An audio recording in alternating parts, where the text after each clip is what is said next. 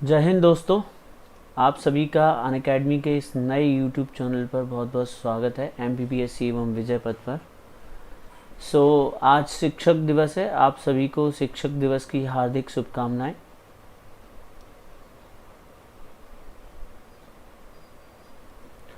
जल्दी से सभी लोग जुड़ जाएं जिससे कि आज का जो हमारा इम्पोर्टेंट सेशन है बुंदेला डायनेस्टी पर हम इसे कंप्लीट कर सकें।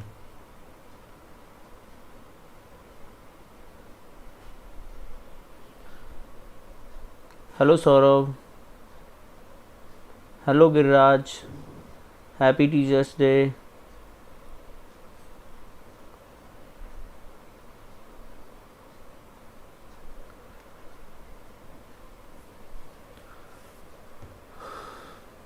हेलो जय राजावत, हेलो अंश, स्वागत है आप सभी का।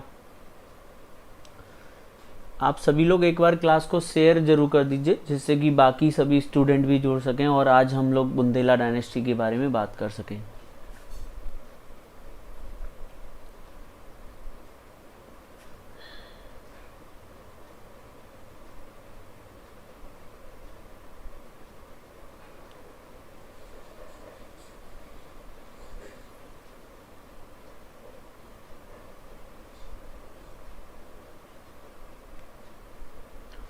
चलिए, आप सभी प्यारे विद्यार्थियों को शिक्षक दिवस की हार्दिक शुभकामनाएं। और आज हम लोग बात करने वाले हैं बुंदेला वंश के बारे में।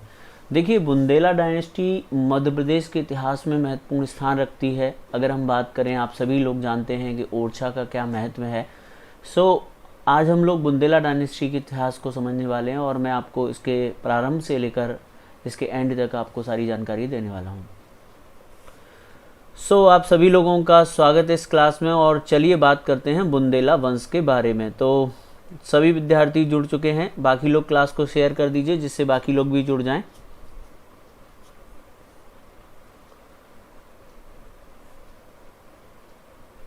Thank you all of you.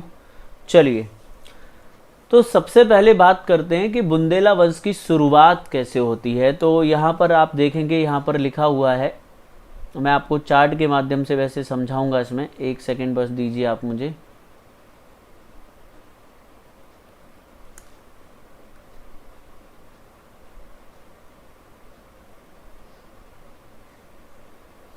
ये देखिए, सबसे पहले हम लोग बात करते हैं कि बुंदेला कौन थे। इस प्रश्न का हम लोग जवाब ढूंढते हैं। बुंदेला कौन थे? सबसे पहले इस प्रश्न का जवाब ढूंढते हैं कि बुंदेला कौन थे। तो देखिए, बुंदेला जो हैं, इनको पहली चीज आपको याद रखनी है कि इनको सूर्यवंशी क्षत्रिय माना जाता है। कौन माना जाता है? सूर्यवंशी क्षत्रिय माना जाता है। अगर आपसे पूछा जाए ये किस वंश के थे, तो सूर्यवंशीय क्षत्रिय जो हैं ये बुंदेलाओं को माना जाता है। ये पहली चीज आपको याद रखनी है। दूसरी चीज आपको याद रखनी है, इनका जो गोत्र है वो गहड़वाल है। गहड़वाल जो राजपूत थे, उन्हीं से ये गोत्र है। गोत्र की बात कर रहा हूं, गहड़वाल इनका गोत्र है। अब बुंदेलाओं की कहानी से संबंधित दो कहानियां मिलती हैं और मैं चाहता हूं कि आप उन कहानी को थोड़ा सा सुन लीजिए जिससे आपको कुछ भी रटना नहीं पड़ेगा। आप सभी को भी शिक्षक दिवस की हार्दिक शुभकामनाएं। देविका, हिमानी, अनुप्रिया, सनी केवट, प्रतिभा, अर्चना राय, प्रतिभा चौधरी, नारायणी गहरवार, ठीक है, अमन नागदेव, उन्नति शर्मा, आप सभी को शिक्षक दिवस की हार्दिक शुभकामनाएं।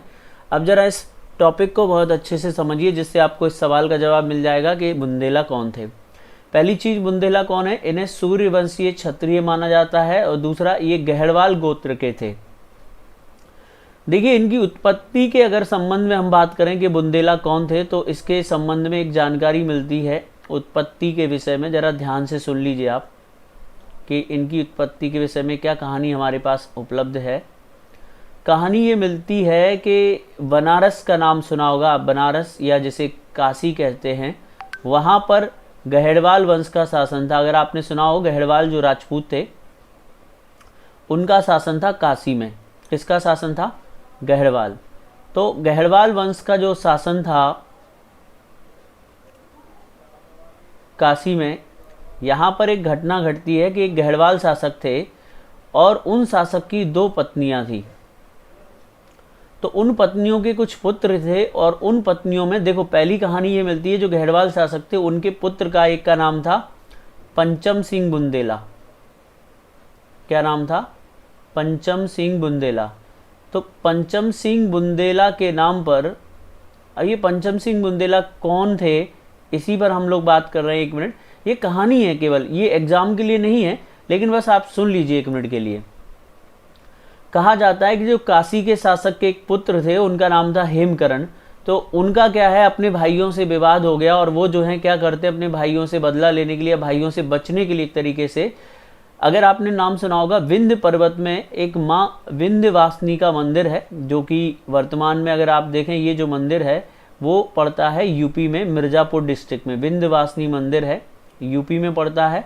माँ विंध्यवासिनी है, विंध्याचल पर्वत पर इनका मंदिर है और काफ़ी फेमस है ये मंदिर। तो उनका जो पुत्र होता है, जो काशी के राजा का पुत्र होता है, वो इस मंदिर में आता है, माता विंध्यवासिनी की पूजा करता है और कहते हैं कि माता को प्रसन्न करने के लिए इस बच्चे ने, इस बालक ने क्या किया, अपना शीश काटकर माता के चरणों में चढ़ा दिया। मैं आपको उत्पत्ति के संबंध में बस 2 मिनट बताऊंगा, ज़्यादा टेंशन मत लीजिए। तो क्या होता है कि जो माता के लिए अपना सिर काटकर जब चढ़ाया उनको प्रसन्न करने के लिए, तो सर काटने के बाद रक्त की 5 बूंदें गिरी और माता प्रसन्न हुई और उन्होंने उनका सर जोड़ दिया और उन 5 बूंदों के गिरने के कारण उनका नाम पड़ा था पंचम सिंह बुंदेला। तो ये जो पंचम सिंह बुंदेला हैं, इन्हीं की संतानें एक्चुअली में बुंदेला कहलाई। कौन कहलाई? इन्हीं की संतानें बुंदेला कहलाई। और आखिर ये जो बुंदेला वर्ड आया कहाँ से है, तो इस बुंदेला वर्ड का संबंध है विंध्यवासिनी से। एक्चुअली में जो बुंदेला थे उनका सही नाम पहले क्या था? विंदेला। क्या था? विंदेला था। और विंदेला बोलते बोलते आगे चल के क्या हो गया, शॉर्ट में यही बन गया बुंदेला। यानी ये जो लोग थे ये विंध्यवासिनी देवी की पूजा करते थे, इसीलिए विंध्येला कहलाए। और विंध्येला की जो संतानें थी, अर्थात पंचम सिंह बुंदेला की जो संतानें थी, वो बुंदेला कहलाई। तो एक तो इनकी उत्पत्ति के संबंध में ये बात कही जाती है जो मैंने आपको बता दिया। ये समझ में आ गया आप सभी को। इसमें 2 चीज़ें आपको याद रखना है अगर आपको लिखना है कि सूर्यवंशी क्षत्रिय थे, गहड़वाल इनका गोत्र था और ये पंचम सिंह बुंदेला की संतानें ही बुंदेला कहलाई। यहाँ तक सभी को क्लियर है? यानी जो विंध्यवासिनी देवी का मंदिर है मिर्ज़ापुर उत्तर प्रदेश में, उन्हीं विंध्यवासिनी देवी के जो उपासक थे, उनकी जो पूजा करने वाले लोग थे, वो कौन कहलाए? विंदेला। ठीक है, पंचम सिंह विंदेला। पंचम सिंह विंदेला से ही विंदेला शब्द को अपभ्रंश होते होते वो क्या हो गया? बुंदेला हो गया और इस प्रकार बुंदेला शब्द की उत्पत्ति होती है। यहाँ पर ये तीनों बातें हो गई। अब इसके बाद देखिए आप लोगों को बताता हूँ इस वंश की स्थापना के संबंध में एक महत्वपूर्ण कहानी है, तो वो मैं आपको बता देता हूँ। तो यहाँ पर 2 बातें लिखी थी कि बुंदेलों को सूर्यवंशी क्षत्रिय माना जाता है, गहड़वाल इनका गोत्र था, अगर आपको लिखना है गहड़वाल। दूसरी बात लिखी है सोहनपाल नामक बुंदेला द्वारा जो है बुंदेला राज्य की स्थापना की गई थी और ये जो स्थापना है वो की गई थी 13वीं शताब्दी में। कब? 13वीं शताब्दी में। और सोहनपाल बुंदेला ने अपनी जो कैपिटल बनाया था वो गढ़कुंडार को अपनी राजधानी बनाया था। गढ़कुंडार। अब ये कौन है सोहनपाल बुंदेला, जरा इनके बारे में बात कर लेते हैं। गढ़कुंडार इनकी राजधानी थी जो टीकमगढ़ जिले में है। ठीक है, तो ये 3 बातें आपको प्रारंभ में याद रखनी है कि बुंदेला कौन है और बुंदेला वंश की स्थापना किसने की थी? सोहनपाल नामक बुंदेला के द्वारा की गई और गढ़कुंडार जो है वो इनकी राजधानी रहा। यानी पंचम सिंह बुंदेला की संतानें तो कौन कहलाती हैं? बुंदेला।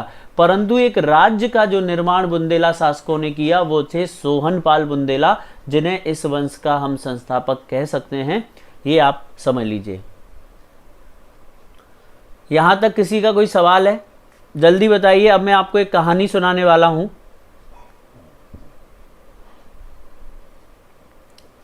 जल्दी बताइए।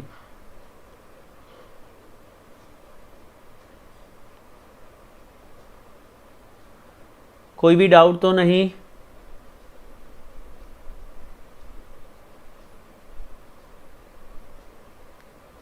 ठीक है, चलिए, ओके।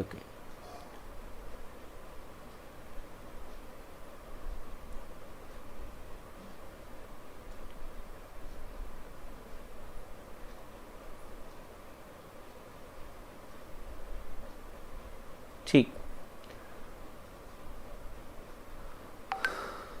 अब एक कहानी और सुनिए आप। आइए, आखिर सोहनपाल कौन है, जरा ध्यान से सुनिएगा। तो उसके लिए मैं आपको एक कहानी सुनाने वाला हूं।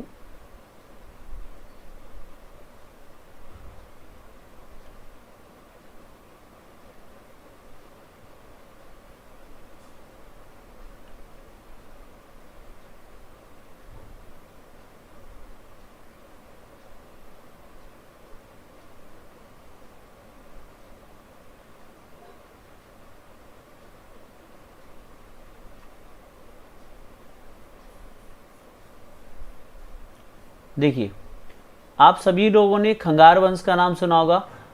खंगार वंश के जो पहले शासक के तौर पर नाम मिलता है, या इसके संस्थापक जो प्रथम शासक थे, बड़े शासक, उनका नाम था खेत सिंह। ये संभवतः पृथ्वीराज चौहान के, जो पृथ्वीराज चौहान थे, ये पृथ्वीराज चौहान के सामंत थे। कौन थे? पृथ्वीराज चौहान के सामंत थे। पृथ्वीराज चौहान ने इन्हें अपना सामंत नियुक्त किया था, और इनकी जो कैपिटल थी वो गढ़कुंडार थी। मैं आपको थोड़ा सा डिटेल में बता रहा हूँ, और मैं चाहूँगा कि आप इससे समझ लीजिए तो आपको दिक्कत नहीं होगी। तो इनकी राजधानी का नाम क्या था? गढ़कुंडार। गढ़कुंडार इनकी कैपिटल थी। पृथ्वीराज चौहान के समय खंगारों का शासन इस क्षेत्र पर था।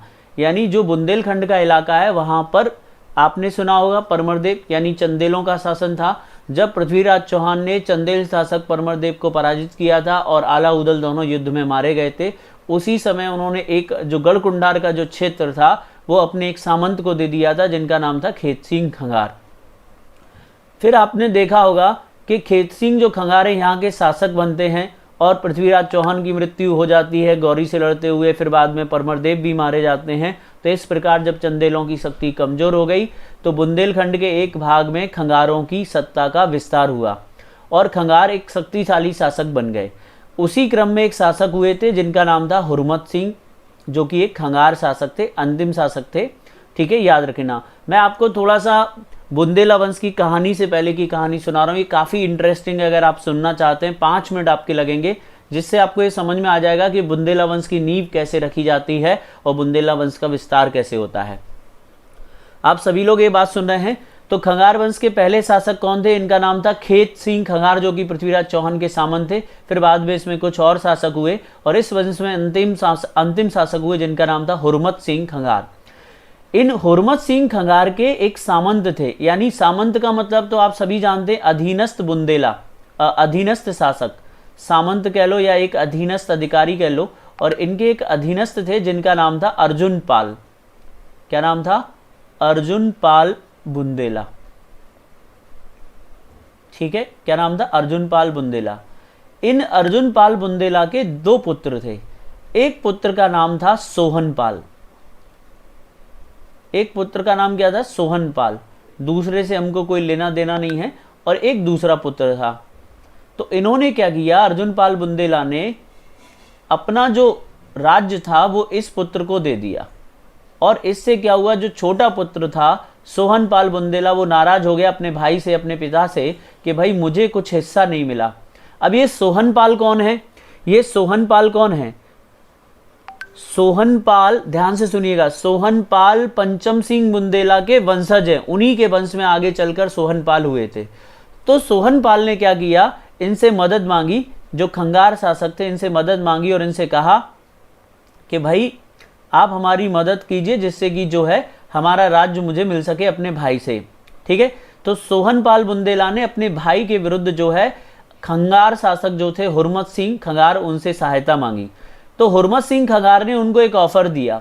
ऑफर ये दिया कि अगर आप मेरे पुत्र, यानी जो हुरमत सिंह का पुत्र था उसका नाम था नागदेव, अगर आप नागदेव यानी मेरे पुत्र का विवाह अपनी पुत्री से कर देते हो, इनकी जो लड़की थी उनसे अगर आप विवाह कर देते हो, तो मैं आपकी मदद करने के लिए तैयार हूँ।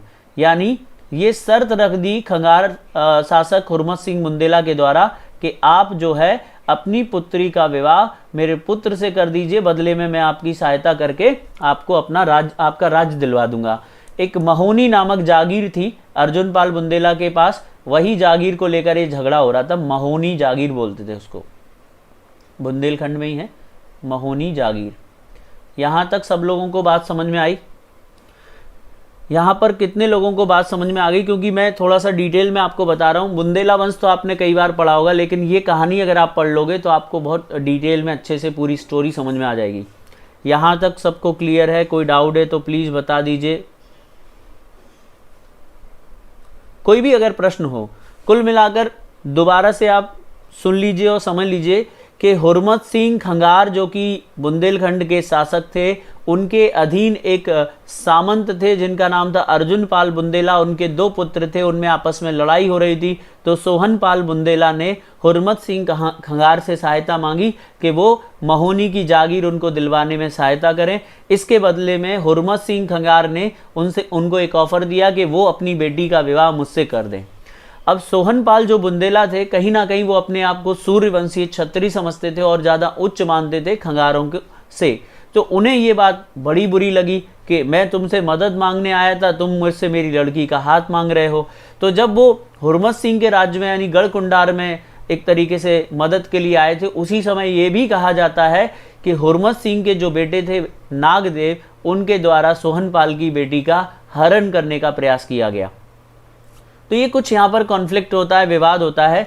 इससे एक बात और उत्पन्न होती है कि आगे चलकर सोहनपाल जो बुंदेला हैं, इन्होंने क्या किया, इस बात से नाराज होकर उन्होंने बदला लेने का प्लान बनाया और इन्होंने भी एक शर्त रख दी कि अगर आप अपने पूरे परिवार को, अपने पूरे कुल को लेकर, ठीक है, अपने पूरे कुल को लेकर बारात लेकर आएँ, क्या लेकर आएँ, बारात लेकर आएँ, तो मैं अपनी जो है लड़की का विवाह करने के लिए तैयार हूँ। लेकिन शर्त यह है कि आपके घर का कोई भी व्यक्ति बचना नहीं चाहिए, कि कोई व्यक्ति घर छोड़ाए, आप सबको लेकर आइए।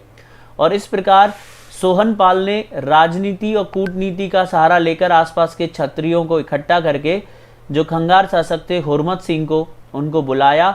और जब वो आए तो उनको भयंकर जो है पहले शराब पिलाई और शराब पिलाने के बाद नशे में इन सब की हत्या कर दी और पूरा का पूरा जो खंगार वंश है उसको मार डाला। यानी एक ही रात में पूरा जो खंगार जो वंश है वो समाप्त कर दिया सोहन सिंह बुंदेला ने। और इस प्रकार सोहन सिंह बुंदेला द्वारा बुंदेला राज्य की नींव खंगार वंश की समाप्ति पर रखी गई। कुल मिलाकर खंगार वंश का पतन कर, यानी खंगार वंश की हत्या कर गढ़कुंडार पर अधिकार कर लिया सोहनपाल ने। और इस प्रकार सोहनपाल बुंदेला के द्वारा जो राज्य बनाया जाता है वो उन्होंने नाम दिया बुंदेलखंड, और यहीं से जो है उनका शासन प्रारंभ होता है। तो ये कहानी थी। अगर आप लोगों को समझ में आई तो ये इसलिए बताइए जिससे आपको ये याद रहे कि सोहनपाल बुंदेला कैसे बुंदेला राज्य की नींव रखते हैं। तो 100 शब्दों की जो एक बात है या 100 बात की एक बात है वो ये है कि सोहनपाल बुंदेला ने बुंदेला राज्य की नींव खंगार वंश की छाती पर खड़े होकर खंगार वंश के को समाप्त करके, धोखे से समाप्त करके खंगार वंश को, और जो है अपने राज्य की नींव रखी। और इस प्रकार वो हैं बुंदेला वंश के संस्थापक कहलाए। तो अब समझ में आ गया आपको, बुंदेला वंश के संस्थापक का नाम सोहनपाल बुंदेला थे। जो कल तक कौन थे? सोहनपाल बुंदेला कल तक कौन थे? तो सोहनपाल बुंदेला कल तक एक खंगार शासक हुरमत सिंह के सामंत थे। बाद में जो है क्या किया, उन्होंने अपना खुद का राज्य जो है बना लिया। ठीक है, उम्मीद करता हूं आपको सोहनपाल बुंदेला द्वारा बुंदेला राज्य की स्थापना करने की बात समझ में आ गई होगी। यहाँ तक सबको क्लियर है? क्योंकि अब मैं इससे आगे आपको बताने वाला हूँ। ये सारी बातें क्लियर हैं यहाँ तक? तो इस प्रकार सोहनपाल गढ़कुंडार के शासक बने। अब सोहनपाल की पीढ़ी में आगे चलकर एक शासक हुए जिनका नाम था रुद्र प्रताप सिंह बुंदेला। ध्यान से सुनिएगा, रुद्र प्रताप सिंह बुंदेला, इनका शासन रहा है लगभग 1531 से 1539। रुद्र प्रताप सिंह बुंदेला के द्वारा क्या किया गया, देखिए, अगर हम ये कहें कि ओरछा के बुंदेला वंश का संस्थापक कौन है, ध्यान से सुनना, ओरछा के बुंदेला वंश का संस्थापक कौन है या ओरछा के प्रथम शासक कौन थे, तो याद रखना है आपको, ओरछा के जो प्रथम शासक हैं उनका नाम है रुद्र प्रताप सिंह बुंदेला। तो रुद्र प्रताप सिंह बुंदेला के द्वारा जो है ओरछा की नींव रखी जाती है। इन्होंने 1531 में ओरछा की स्थापना की और ओरछा को जो है अपनी नई राजधानी बनाया। इससे पहले बुंदेलों की राजधानी क्या थी, अभी अभी आपको बताया, इससे पहले बुंदेलों की राजधानी गढ़कुंडार थी। अब इन्होंने नई राजधानी किसको स्थापित कर दी, ओरछा को स्थापित कर दी। तो ओरछा को कैपिटल बनाने का जो श्रेय है वो रुद्र प्रताप सिंह बुंदेला को जाना जाता है, जो कि सोहनपाल बुंदेला की पीढ़ी में आने वाले शासक थे। एक और चीज़ है, याद रखना है आपको, 1531 से 1539 के बीच ये सिकंदर लोदी और इब्राहिम लोदी से के समकालीन थे और इन्हें लोदियों से संघर्ष करना पड़ा था बुंदेला राज्य को चलाने के लिए।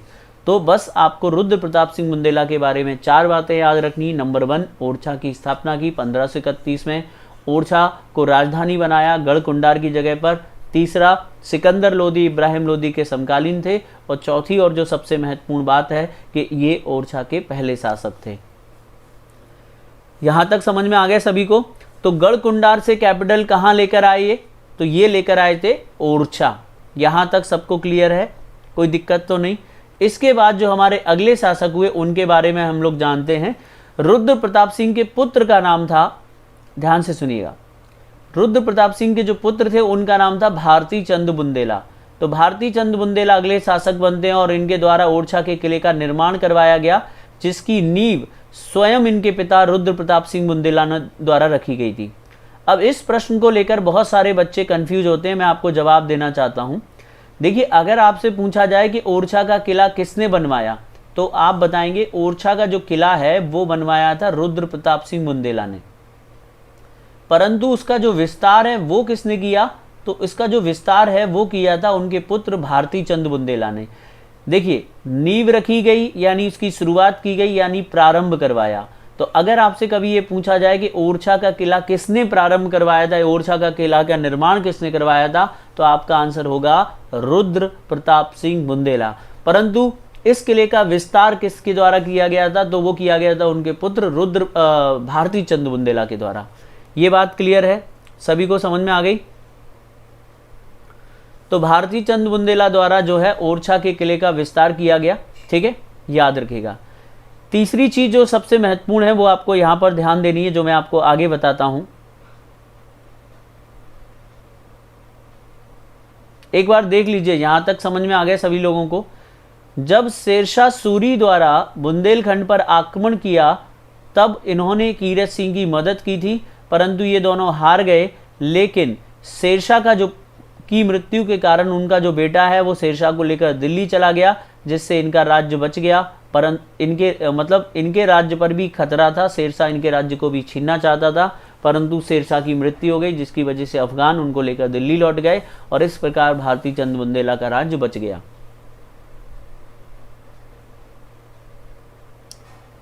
पृथ्वीराज बेटा एक ही है ना, जो मेन पृथ्वीराज चौहान है, पृथ्वीराज थर्ड, ट्रू पैट्रियोट। ठीक है, यहां तक सभी को क्लियर है? कोई दिक्कत तो नहीं? बताइए। ये वाला पॉइंट कितने लोगों को समझ में आ गया? लास्ट वाला कोई डाउट हो तो प्लीज बताइए आप, क्योंकि इसके बाद मधुकर शाह की कहानी शुरू होने वाली, जो कि बहुत महत्वपूर्ण है। यहां तक क्लियर है सभी को?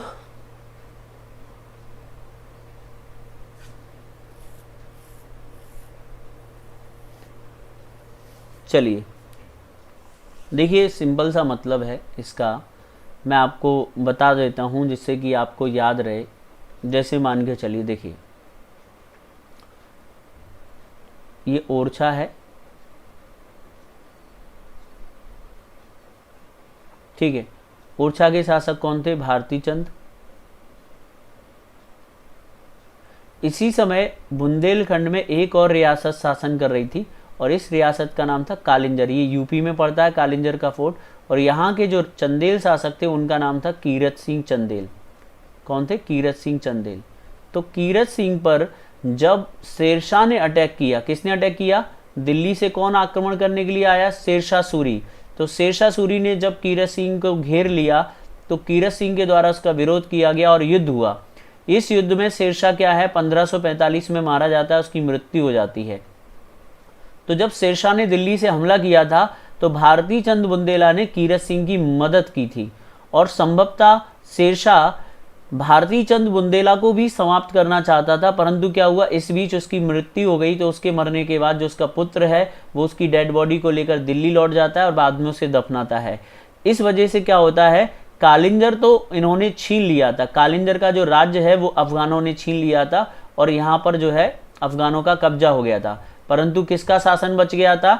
जो भारती चंद बुंदेला हैं उनका राज्य बच गया था, क्योंकि शेरशाह और उसका जो पुत्र है वो यहाँ से चले गए थे। ठीक है, तो अब भारती चंद बुंदेला ओरछा में शासन कर रहे थे। इससे आगे की कहानी मैं आपको बता रहा हूँ, तो यही मैंने यहाँ तक समझाया है और उम्मीद करता हूँ यहाँ तक आपको अच्छे से समझ में आ गया होगा।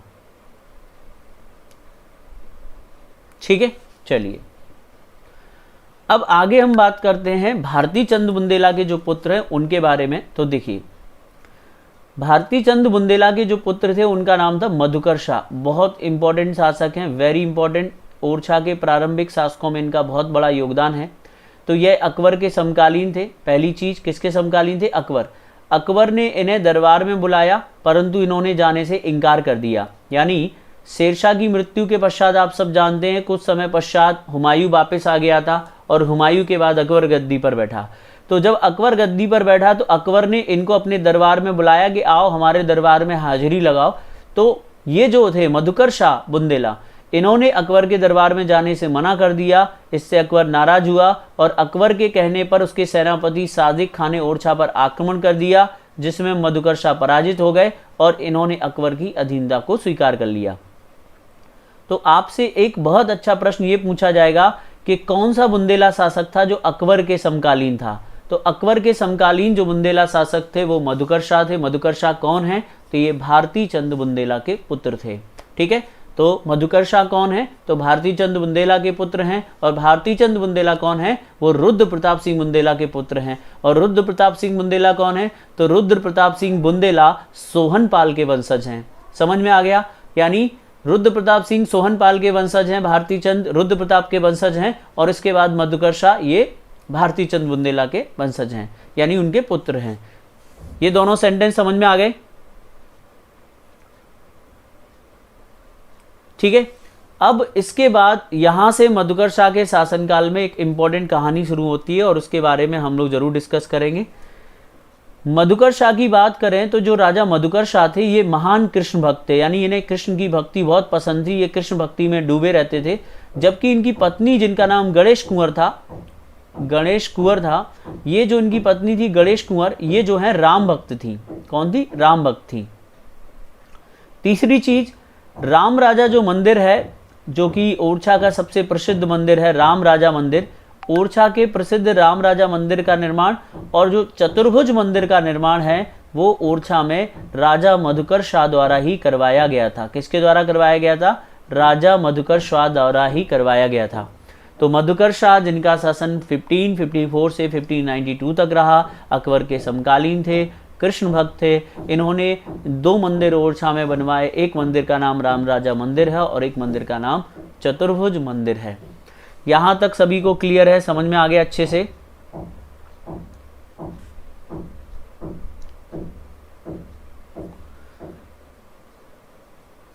चलिए अब थोड़ा सा इनके बारे में मैं आपको एक कहानी और बता देना चाहता हूं। पहले एक चीज और सुन लीजिए।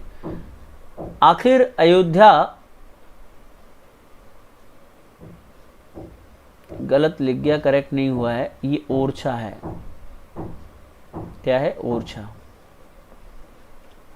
ओरछा एकमात्र स्थान है जहां राम की पूजा राजा के रूप में होती है।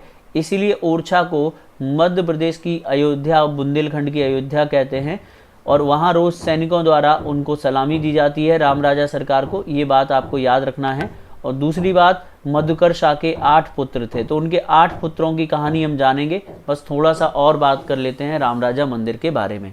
ठीक है, चलिए आपको यहाँ तक बता दिया। भारती चंद बुंदेला के जो पुत्र हुए थे उन पुत्र का नाम भी आपको बता दिया। इनके पुत्र का नाम क्या था? तो इनके पुत्र का नाम था मधुकर शाह। मधुकर शाह।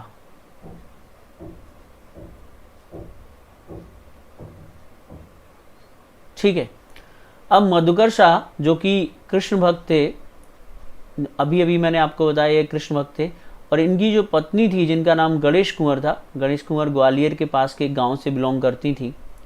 तो ये जो गणेश कुंवर थी, इन गणेश कुंवर का और इनका आपस में तकरार होती रहती थी डेली, क्योंकि इनकी जो पत्नी थी वो राम की पूजा करती थी और वो जो है कृष्ण की पूजा करते थे। तो इसी को लेकर एक छोटी सी कहानी है, मैं आपको बता देता हूँ कि कैसे जो है राम राजा सरकार की जो है स्थापना होती है। आप लोग सुनना चाहते हैं तो 5 मिनट में वो कहानी आप लोगों को बता देता हूँ। आप लोग कहानी जानना चाहते हैं, देखिए क्या हुआ। मधुकर्षा अक्सर कृष्ण की पूजा करते थे, पत्नी राम की पूजा करती थी, तो आपस में तकरार होती रहती थी कि हमारे राम ज़्यादा महत्वपूर्ण हैं, वो कहते थे हमारे कृष्ण ज़्यादा महत्वपूर्ण हैं। तो कई बार ऐसा होता था कि उनके पति जो है उनको एक तरीके से कमेंट मार देते, तुम्हारे बड़े राम, ठीक है। तो एक बार ऐसा ही हुआ कि उन्होंने मजाक में कह दिया कि अगर तुम्हारे इतने बड़े राम हैं तो ले क्यों नहीं आती राम को और अयोध्या से। तो पत्नी जो है उनकी इस बात से कहीं ना कहीं वो बात उनको लगती है, और वो जो है ओरछा से जो है कहाँ जाती हैं, अयोध्या जाती हैं राम को लेने के लिए। इसमें 2 कहानियाँ चलती हैं। पहली कहानी ये है कि मधुकर शाह के द्वारा जब ओरछा में राम का मंदिर अपनी पत्नी के लिए बनवाया जा रहा था, भगवान राम का मंदिर, तो उसी समय वो मूर्ति लेने के लिए कहाँ जाती हैं, अयोध्या जाती हैं। दूसरा ये कहा जाता है कि उनमें आपस में टकरार होती है, तब भी वो अयोध्या जाती हैं। तो अयोध्या जब वो मूर्ति लेने के लिए गई तो वहाँ बस एक छोटी सी कहानी है, बस वो मैं आपको बता दूँ 5 मिनट की। जो मधुकर शाह की पत्नी थी जिनका नाम था गणेश कुंवर जब अयोध्या जाती हैं, कहाँ जाती हैं, अपनी दासियों के साथ अयोध्या जाती हैं, और अयोध्या में वो रामलला की मूर्ति को ढूंढती हैं, ठीक है। तो उनको जो है राम की कोई अच्छी मूर्ति नहीं मिली। इसी समय वो कहते हैं जब वो सरयू में स्नान कर रही थी, क्या है, जब वो सरयू में स्नान कर रही थी तो उनके हाथों में एक मूर्ति आई, ठीक है, और उस मूर्ति का नाम था रामलला की मूर्ति, जो यानी ये कहते हैं वही रामलला हैं जो माता कौशल्या के द्वारा जिन राम की पूजा की जाती थी, जिन्हें रामलला बोला जाता था, यानी जो प्राचीन जो राम मंदिर था उसी की ये मूर्ति थी जिसे रामलला की मूर्ति कहते हैं। अब इसके पीछे क्या कहानी है बस 5 मिनट में आपके लूँगा और आपको बता देता हूँ कि गणेश कुंवर जब अयोध्या पहुँचती हैं तो उनको सपना होता है, जब वो अयोध्या में थी, कि मैं यहाँ पर सरयू में हूँ, मुझे ले जाओ। तो जब रामलला की मूर्ति उनको मिलती है तो सपने में ही उनको 3 शर्तें जो हैं दी गई थी रामलला की मूर्ति को अयोध्या से ओरछा ले जाते समय, कि मेरी मूर्ति जो आप ले जा रहे हैं, पहली बार जहां आप मूर्ति को रख देंगे वहीं पर मेरा मंदिर बनेगा, वहीं पर मेरी पूजा होगी। दूसरा ये था कि वो मुझे लेकर केवल पुख नक्षत्र में ही यहाँ से चलेंगी। तो ये 2 शर्त थी कि उनको जो है अयोध्या से ओरछा जाना था और केवल कहाँ जाना था, पुख नक्षत्र में ही जाना था। पहली शर्त ये थी, और दूसरी शर्त ये थी कि जहाँ पर उनकी मूर्ति रख दी जाएगी वहीं पर जो है उनका मंदिर बनेगा, वहीं पर पूजा होगी। अगर आप इसको थोड़ा कॉन्सेप्ट के साथ समझने का प्रयास करें तो इसमें एक छोटी सी कहानी और बताता हूँ मैं आपको, कि गणेश कुंवर और मधुकर शाह का शासन जब था तब मुगलों में अकबर का शासन था, यानी हुमायूं और बाबर का शासन समाप्त हो चुका था। और संभवतः अगर आप इसको ऐसे कनेक्ट करेंगे, बाबर के आक्रमण के समय अयोध्या के जो राम मंदिर को तोड़ा गया था, और संभवतः उस मूर्ति को खंडित होने से बचाने के लिए जो राम मंदिर में थी उस मूर्ति को कहीं ना कहीं किसी पंडित के द्वारा, पुजारी के द्वारा सरयू में छुपा दिया गया था, सरयू में फेंक दिया गया था। या ये भी हो सकता है कि वही मूर्ति को किसी पंडित के पास रख लिया गया हो और एक सोची समझी रणनीति के तहत उस मूर्ति को ओरछा से कहाँ शिफ्ट किया गया हो, अयोध्या से ओरछा शिफ्ट किया गया हो। या आप ऐसा भी समझ सकते हैं कि जब राम मंदिर को तोड़ा गया था तो वो जो मूर्ति थी वो संभवतः अयोध्या में फेंक दी गई हो और किसी पंडित के द्वारा बचाने के लिए, क्योंकि अगर वो उनके हाथ लगती तो संभवतः वो उसे खंडित कर सकते थे। तो इसीलिए गणेश कुंवर को ये मूर्ति मिलती है जो कि वहाँ की जो मूल राम मंदिर की मूर्ति थी, और वो उसको लेकर वहाँ से चलती हैं। जब वो अयोध्या से चलती हैं तो उन्होंने अपने पति यानी राजा मधुकर शाह को ये मैसेज दिया कि मैं रामलला की मूर्ति लेकर आ रही हूँ, आप एक भव्य मंदिर उनके लिए निर्माण के लिए भव्य मंदिर का निर्माण करिए। तो ओरछा में राजा मधुकर शाह जो कि उनके पति थे, उनके द्वारा एक विशाल मंदिर का निर्माण करवाया गया, और उस मंदिर का नाम था चतुर्भुज मंदिर। क्या नाम था? चतुर्भुज मंदिर। ये चतुर्भुज मंदिर बहुत विशाल और आलीशान उनके द्वारा बनवाया गया, लेकिन क्या हुआ कि जब रानी ओरछा पहुंची तब ये मंदिर अधूरा था। कैसा था? अधूरा था। तो अब क्या हुआ कि रामलला को कहाँ रखा जाए? तो घर का सबसे पवित्र जो भाग होता है घर में या महल में, वो होता है रसोई। तो उन्होंने, गणेश कुंवर ने क्या किया, इस मूर्ति को जो है रसोई घर में रख दिया। कहाँ पर रख दिया? रसोई घर में रख दिया। और बाद में ये जो मंदिर वर्तमान का जो रामलला मंदिर है, वो रामलला मंदिर उस रसोई में ही उनकी मूर्ति विराजमान हो गई थी, और वहीं पर जो है वो आज तक पूजे जाते हैं। क्यों? क्योंकि उन्होंने कहा था कि आप इस मूर्ति को दोबारा शिफ्ट नहीं कर सकते। बाद में मंदिर के पूर्ण हो जाने पर जब रसोई से इस मूर्ति को ले जाया गया तो वो मूर्ति यहाँ से नहीं हिली, और इस प्रकार रामलला का जो मंदिर है वहीं पर जो है राजा मधुकर शाह द्वारा बनवा दिया गया। रसोई को एक बड़े मंदिर में कन्वर्ट कर दिया गया और वहीं पर उनकी पूजा होती है, और ये चतुर्भुज मंदिर खाली बना रहा, जो कि काफ़ी फेमस है। तो चतुर्भुज मंदिर और ओरछा का रामलला जो मंदिर है वो राजा मधुकर शाह द्वारा बनवाया गया था। अगर आपसे पूछा जाए रामलला की मूर्ति कौन सी रानी लेकर आई थी, तो गणेश कुंवर लेकर आई थी। गणेश कुंवर कौन थी? मधुकर शाह की पत्नी थी। इसीलिए ओरछा का इतना ज़्यादा महत्व है, क्योंकि ओरछा में वो मूर्ति है जो पहले अयोध्या में थी, इसीलिए इसे बुंदेलखंड की या मध्य प्रदेश की अयोध्या कहते हैं। याद रखना, मध्य प्रदेश की क्या कहा जाता है? इसे अयोध्या कहा जाता है। और ओरछा एकमात्र ऐसा स्थान है जहाँ पर राम की पूजा राजा के रूप में होती है और उनको बाकायदा सलामी दी जाती है। ठीक है, तो ये कुछ विशेष बातें थी जो मैंने आपको बता दी। यहाँ से अब हम लोग आगे बढ़ेंगे। उम्मीद करता हूँ आपको ये कहानी समझ में आई होगी। ठीक है, ये कहानी समझ में आई आप लोगों को? तो इस प्रकार जो है राजा मधुकर शाह का शासन समाप्त होता है। अब हम मधुकर शाह के शासन के बाद आगे बढ़ रहे हैं। ठीक है, यहाँ तक किसी का कोई डाउट है? यहाँ आपको अगर कोई परेशानी हो, कोई चीज़ आपको नहीं समझ में आई, तो प्लीज़ आप कमेंट सेक्शन में कमेंट करके पूछ सकते हैं।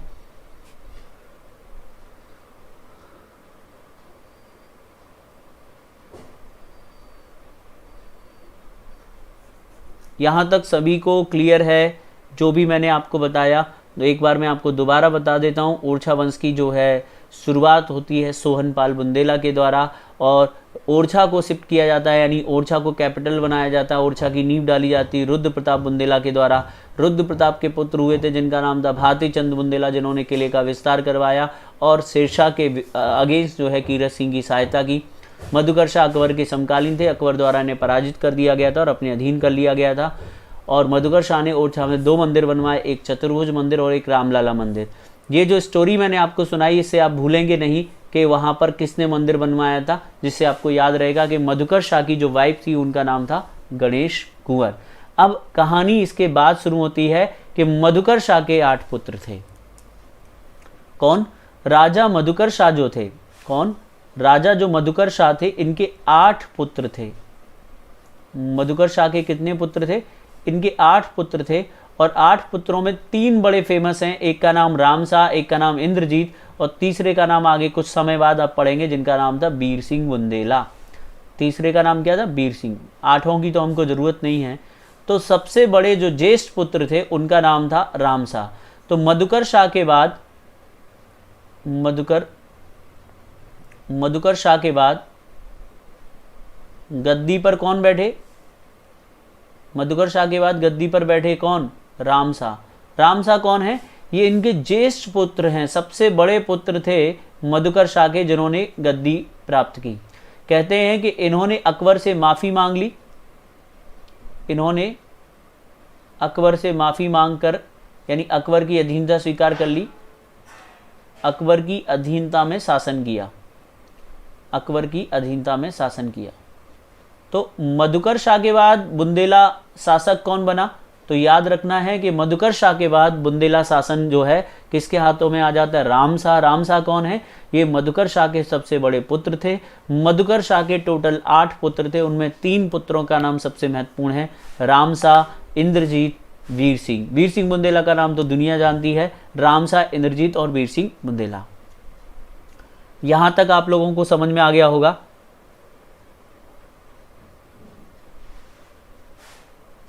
जी ट्रू पैट्रियोट। ठीक है, अब आगे हम लोग बढ़ रहे हैं। अब एक चीज और आपको याद रखनी है, जब रामशाह का शासन चल रहा था, ध्यान से सुनिएगा, एक सेकंड। जब रामशाह का शासन चल रहा था तो रामशाह के शासनकाल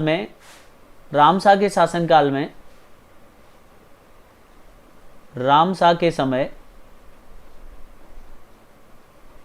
उनके राज्य का संचालन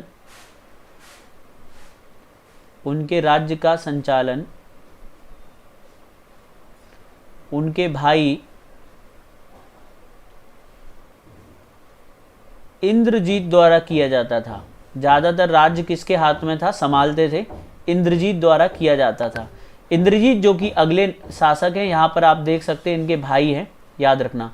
और जो वीर सिंह बुंदेला थे, इनको एक जागीर दे दी गई थी, दतिया। दतिया सुना आपने? दतिया जो है ना, दतिया, वहां पर इनको जागीर दे दी गई थी। इंद्रजीत और रामसा मिलकर शासन कर रहे थे। अब इंद्रजीत बहुत इंपॉर्टेंट है, पहले हम थोड़ा इंद्रजीत को समझ लेते हैं, उसके बाद हम लोग बात करेंगे। इनके दरबार में प्रसिद्ध कवि केशवदास रहते थे, जो इनके मंत्री भी थे। आप सब लोग जानते होंगे केशवदास, जो कि प्रकांड संस्कृत के विद्वान थे, ठीक है, मध्यकाल के सबसे श्रेष्ठ कवियों में शामिल हैं। तो प्रसिद्ध कवि जो केशवदास हैं, उनका संबंध किसके दरबार से है? इंद्रजीत। इंद्रजीत एक स्वतंत्र शासक नहीं है, वो अपने भाई रामसा के शासन में मदद करते हैं, और वो भी एक तरीके के राजा हैं या उपराजा, आप उन्हें समझ सकते हैं। तो इनके दरबार में ही रहते थे कौन? केशवदास। दूसरी बात, केशवदास को कठिन काव्य का प्रेत कहा जाता है। केशवदास को जो है रीति काल का जो है प्रवर्तक कहा जाता है। वो सब बातें आप लोगों ने जान रखी हैं केशवदास के बारे में। तो दूसरी महत्वपूर्ण बात है, केशवदास को कठिन काव्य का प्रेत कहा जाता है। क्यों कहते हैं? क्योंकि जो केशवदास थे वो इतना ज़्यादा संस्कृत का प्रयोग, कठिन संस्कृत शब्दों का प्रयोग अपने काव्य में करते थे कि उनके काव्य को समझना थोड़ा मुश्किल है। जब आप उनके काव्य को पढ़ रहे हैं जो प्योर संस्कृत में है, तो आपको ऐसा लगेगा कि आप कठिन काव्य पढ़ रहे हैं, इसीलिए उन्हें कठिन काव्य का प्रेत कहा जाता है। वो कहते थे उनके घर में नौकर चाकर भी, उनके जो नौकर चाकर भी थे, वो भी प्योर संस्कृत में बात किया करते थे, इतने ज़्यादा पढ़े लिखे और विद्वान थे। केशवदास की एक शिष्या थी जिनका नाम था राय प्रवीण, और ये जो राय प्रवीण है वो बहुत मशहूर हैं, आपको याद रखना है, और जो इंद्रजीत से प्यार करते थे, जिससे इंद्रजीत प्यार करते थे, ऐसा आप याद रखिएगा। देखिए यहाँ पर तीनों कहानियों को आपको थोड़ा सा व्यवस्थित तरीके से समझना पड़ेगा, ठीक है। ये समझ में आ गया आप लोगों को? सभी लोगों को यहाँ तक क्लियर है?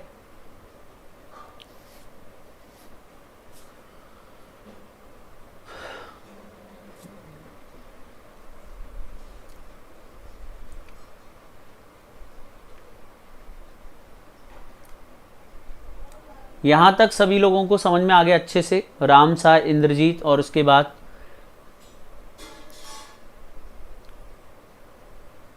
चलिए इससे आगे की कहानी मैं आप लोगों को थोड़ा समझाता हूँ। मैं प्रयास कर रहा हूँ कि आपको छोटी छोटी कहानियाँ सुना सकूँ, जिससे आपको ये याद करने में ज़्यादा दिक्कत नहीं होगी। और उसी क्रम में एक छोटी सी बात आप लोगों को बताना चाहता हूँ, ध्यान से सुनिए। केशवदास, आप सब जानते हैं केशवदास का महत्व क्या है। केशवदास की जो रचनाएं वो वेरी वेरी इंपॉर्टेंट है, ये आपसे एग्जाम में पूछी जाती हैं। केशवदास ने बहुत सारी पुस्तकें लिखी, उसमें सबसे पॉपुलर एक पुस्तक है जिसका नाम है रसिक प्रिया। फिर उनकी एक प्रसिद्ध पुस्तक है जिसका नाम है कवि प्रिया। फिर उनकी एक प्रसिद्ध पुस्तक है जिसका नाम है रामचंद्र का, जस चंद्र का, नखशिख वर्णन, ठीक है। इसके अलावा उन्होंने वीर सिंह देव चरित्र जो है वो भी लिखी है। ज़्यादातर पुस्तकें संस्कृत में हैं, ये सबके लिए ऐसे था संस्कृत, लेकिन वो अकेला उसमें दिख रहा है। ये सभी पुस्तकें किस में हैं? संस्कृत भाषा में, आपको याद रखना। कुछ ब्रज भाषा में भी हैं, याद रखना। केशवदास को रीतिकाल का जो है प्रवर्तक माना जाता है। ये रीतिकाल के पहले कवि माने जाते हैं, यानी रीतिकाल के प्रवर्तक थे। तो ये आपको याद रखना है कि केशवदास किसके दरबार में रहते थे, कौन थे। तो केशवदास का संबंध किससे है? ओरछा के शासक इंद्रजीत से है। और इंद्रजीत के दरबार का संबंध देखिए, थोड़ा सा मैं आपको और इनके बारे में बता देना चाहता हूँ एक ब्लैंक स्लाइड में। यहाँ पर ब्लैंक स्लाइड देखें, देखो ये रहा इंद्रजीत का दरबार। इंद्रजीत, ओरछा के जो शासक थे इंद्रजीत, इनके दरबार में पहली चीज़ समझिए आप, इनका जो दरबार था, इस दरबार में एक नृत्यांगना रहती थी। नृत्यांगना मतलब एक नृत्य करने वाली नृत्यांगना रहती थी, और इन नृत्यांगना का नाम था क्या? राय प्रवीण, जो कि बहुत फेमस थी अपने गाने में और अपने नृत्य में। इनको पारंगत थी ये, मतलब बहुत पॉपुलर थी। ये जो राय प्रवीण थी, ये किसकी शिष्य थी? जरा ध्यान से सुनना। ये शिष्या थी केशवदास की। केशवदास कौन है? केशवदास इंद्रजीत के एक तो मंत्री भी लगते थे, इनके मंत्री थे, प्लस इनके गुरु का नाम भी था। इनके गुरु भी थे और इनके मंत्री भी थे, ठीक है। तो केशवदास के दोनों ही शिष्य थे। इन दोनों के बीच में प्रेम था। इंद्रजीत किससे प्रेम करते थे? राय प्रवीण से प्रेम करते थे, ये आपको याद रखना है। बहुत इंपॉर्टेंट लाइन है। और इसीलिए इन्होंने राय प्रवीण के लिए ओरछा में एक महल बनवाया है जिसका नाम है राय प्रवीण महल। तो अगर आपसे पूछा जाए कि ओरछा के राय प्रवीण महल का निर्माण किस शासक ने करवाया था, तो उस शासक का नाम क्या हो जाएगा, वो हो जाएगा आपका इंद्रजीत। ठीक है। तीसरी बात इसमें जो सबसे महत्वपूर्ण है वो क्या है तीसरी बात जो सबसे महत्वपूर्ण है वो क्या है कि जो इंद्रजीत थे वो तो इनसे प्यार करते थे, इंद्रजीत और इनके बीच में प्रेम था, ये तो क्लियर है। लेकिन ये भी कहा जाता है कि जो केशव दास थे वो भी इन पर मोहित हो गए थे, यानी अपनी शिष्या राय प्रवीण पर मोहित हो गए थे और उनकी प्रशंसा में उन्होंने एक ग्रंथ लिख डाला और उस ग्रंथ का नाम आप सभी जानते हैं, नख सिख वर्णन। अर्थात नाखून से लेकर सिर की चोटी तक उन्होंने जो है इसमें राय प्रवीण का वर्णन किया है कि वो कितनी सुंदर थी, कितना बेहतरीन गाती थी, वगैरह वगैरह। तो इतनी बड़ी जो पुस्तक है वो उन्होंने उनकी सुंदरता, उनकी तारीफ पर लिख डाली। संभवतः केशव दास को भी जो है उनसे क्या हो गया था, प्रेम हो गया था, उन पर मोहित हो गए थे, ऐसा भी कहा जाता है। तो बस ये याद रखना, इन तीनों का आपस में कनेक्शन है। इंद्रजीत ओरछा के शासक हैं, राम शाह के भाई हैं, मधुकर शाह के पुत्र हैं, केशव दास इनके मंत्री और गुरु थे और इन्हीं की शिष्या थी केशव दास की जिनका नाम राय प्रवीण था। राय प्रवीण को इंद्रजीत से प्यार हुआ था। एक और बात है, अकबर के द्वारा भी राय प्रवीण को अपने किले यानी आगरा में बुलवाया गया था, परंतु राय प्रवीण के द्वारा कुछ कड़े शब्दों का प्रयोग किया गया था अकबर के सामने कि वो किसी और से प्यार करती हैं, किसी और की अमानत हैं और वो मुगल दरबार में नहीं रह सकती, उन्हें ओरछा वापस भेजा जाए। इस बात से अकबर थोड़ा सा वो समझ गया कि क्या मैटर है और अकबर ने राय प्रवीण को वापस भेज दिया था क्योंकि उनका इंद्रजीत से अच्छा प्रेम था।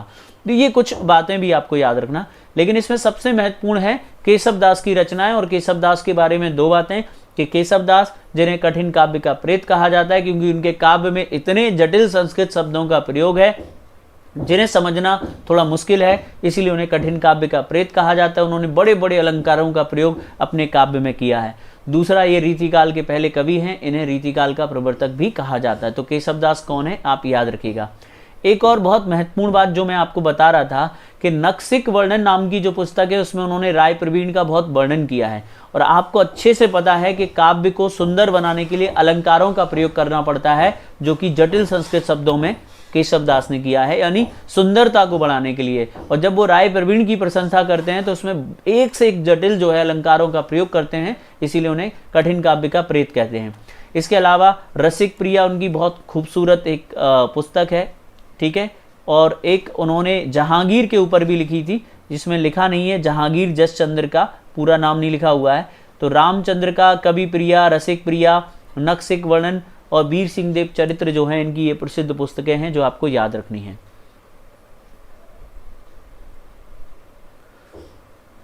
तो आप सभी का बहुत बहुत धन्यवाद कि आप ठीक है। आप सभी को शिक्षक दिवस की हार्दिक शुभकामनाएं। आप ये बता दीजिए यहाँ तक सभी को क्लियर है, कोई दिक्कत तो नहीं है, यहाँ तक आपको समझ में आ गया। इससे आगे का जो पोर्शन है बुंदेला शासकों का, वीर सिंह बुंदेला, जुझार सिंह बुंदेला, देवी सिंह, पहाड़ सिंह, विक्रमादित्य, चंपत राय, छत्रसाल, वो हम लोग पढ़ेंगे कल के लेक्चर में और उम्मीद करता हूँ आपको ये लेक्चर अच्छे से समझ में आया होगा। अब यदि आप MPPSC और व्यापम की तैयारी अनअकैडमी के माध्यम से इसी प्रकार करना चाहते हैं और इससे भी बेहतर तरीके से आप करना चाहते हैं कि मेंस में कैसे आंसर लिखा जाए, कैसे आपको सारी चीज़ें की जाएं, तो आपको करना क्या, अनअकैडमी लर्निंग ऐप डाउनलोड करना है। इस पर डेली 500 से ज़्यादा फ्री लाइव क्लासेस होती हैं और इन फ्री लाइव क्लासेस के माध्यम से आप अपने डाउट क्लियर कर सकते हैं, ठीक है। 20,000 से ज़्यादा MCQ जो है क्वेश्चन प्रैक्टिस करवाए जाते हैं आपको, वीकली जो है फ्री मॉक टेस्ट करवाए जाते हैं, आप इन सबको ज्वाइन कर सकते हैं। देखिए स्पेशल क्लास जो है अनअकैडमी का एक इंपॉर्टेंट फीचर है, आप स्पेशल क्लास को ज्वाइन कर सकते हैं। इसमें इंटरेक्टिव लाइव क्लास होती है जिसमें आप अपने डाउट क्लियर कर सकते हैं। पोल्स के माध्यम से आप अपना जो है अपना सभी बच्चों में अपना जो है कंपटीशन देख सकते हैं कि आप कितनी रैंक पर हैं।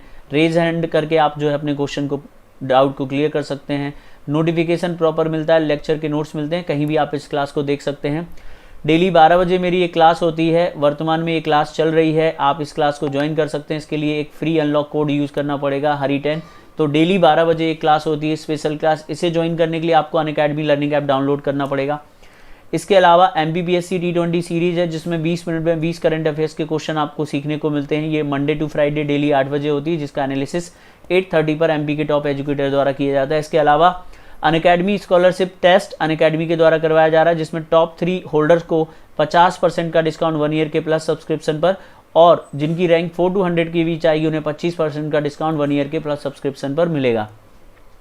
30 मिनट में 30 करंट अफेयर्स के 30 मिनट में 30 क्वेश्चन सॉल्व करवाए जाते हैं। डेली फ्री मॉक टेस्ट होता है जिसका नाम है गुरु मार्गदर्शन सीरीज, जिसमें आपको history, polity, geography, science and tech के जो हैं आपको MCQs करने को मिलेंगे। इसके अलावा टारगेट 2021 के लिए MPPSC प्रीलिम्स का एक जो है मॉक टेस्ट चल रहा है, ये भी डेली होगा, जिसमें हिस्ट्री, ज्योग्राफी और MPGK के क्वेश्चंस आपको सॉल्व करवाए जाएंगे। करना क्या है आपको प्ले स्टोर पर जाना है, गूगल प्ले स्टोर से आपको अनअकैडमी लर्निंग ऐप डाउनलोड करना है। उसके बाद आपको अपना मोबाइल नंबर रजिस्टर करना है। जैसे ही आप अपना मोबाइल नंबर रजिस्टर करेंगे, मोबाइल नंबर रजिस्टर करने के बाद आपसे अपनी कैटेगरी पूछा जाएगा, तो आप अपनी कैटेगरी बताएंगे MPPSC एवं व्यापम। तो MPPSC एवं व्यापम जो है आपको कैटेगरी सिलेक्ट करनी है। जैसे ही आप कैटेगरी सिलेक्ट कर लेंगे, आपको एक कोड मांगा जाएगा, अनलॉक कोड। तो आप हरी 10 अनलॉक कोड यूज़ कर सकते हैं, ठीक है। हरी 10 अनलॉक कोड यूज़ करने पर आप जो है मेरी फ्री क्लासेस देख सकते हैं और स्पेशल जो क्लास होती है उसको देख सकते हैं। प्लस कोर्सेज के बहुत सारे फीचर्स हैं। अगर आप प्लस कोर्स लेंगे तो आप अपने घर से जो है कंफर्टली जो है आप सारी क्लासेस को अटेंड कर सकते हैं, अनलिमिटेड एक्सेस कर सकते हैं। इसमें आपको टॉप एजुकेटर्स ऑफ इंडिया मिलेंगे एक ही प्लेटफॉर्म पर, ठीक है। पूरा कोर्स आपको डिटेल में करवाया जाएगा, सभी एग्जाम्स की तैयारी करवाई जाएगी, डाउट क्लियरिंग सेशन होते हैं, लाइव टेस्ट होते हैं, स्टडी मटेरियल PDF में मिलता है, आंसर राइटिंग आपको करवाई जाती है और गाइडेंस भी आपको अवेलेबल होता है। इसके अलावा अगर हम बात करें तो हमारे कुछ नए बैच स्टार्ट हो रहे हैं। 25 अगस्त से एक नया बैच स्टार्ट हुआ है 2021 के लिए, ये आप ज्वाइन कर सकते हैं 8 महीने का। 24 अगस्त से एक नया बैच स्टार्ट हुआ है, ये फाउंडेशन बैच है MPPSC 2022 के लिए। आप इस बैच को ज्वाइन कर सकते हैं। काफ़ी डिटेल में ये बैच होगा जिसमें सारी जानकारी आपको दी जाएगी प्री और मेंस के लिए। साथ में एक इंग्लिश मीडियम का एक नया बैच स्टार्ट हुआ है 24 अगस्त से, तो आप इस बैच को ज्वाइन कर सकते हैं इंग्लिश मीडियम के लिए। इसके अलावा 31 अगस्त से MPPSC प्रीलिम्स के लिए टारगेट MPPSC प्रीलिम्स 75 डेज का एक नया बैच स्टार्ट हो रहा है। इस बैच में भी काफ़ी डिटेल में आपको सारी तैयारी करवाई जाएगी। एक और इम्पॉर्टेंट बात, लिमिटेड पीरियड के लिए एक ऑफर चल रहा है अभी कि यदि आप 12 महीने का सब्सक्रिप्शन लेते हैं तो इसमें आपको 2 महीने का अतिरिक्त सब्सक्रिप्शन मिलेगा। ये वाला ऑफर अभी चल रहा है, ये वाला ऑफर अभी वर्तमान में नहीं है। तो 12 महीने के सब्सक्रिप्शन पर आपको 2 महीने का सब्सक्रिप्शन अतिरिक्त मिलेगा। सबसे इम्पॉर्टेंट बात देखिए, आखिरी और सबसे महत्वपूर्ण बात, 8 सितंबर 2021 से जो नई कीमतें हैं प्लस सब्सक्रिप्शन की, नई जो कीमत है, यानी ये प्राइस बढ़ जाएगा, फाइनल डेट है, प्राइस हाइक हो जाएगा। तो यदि अभी तक आपने सब्सक्रिप्शन नहीं लिया है तो आप हरी 10 रेफरल कोड यूज़ करके अनअकैडमी का प्लस सब्सक्रिप्शन ले सकते हैं।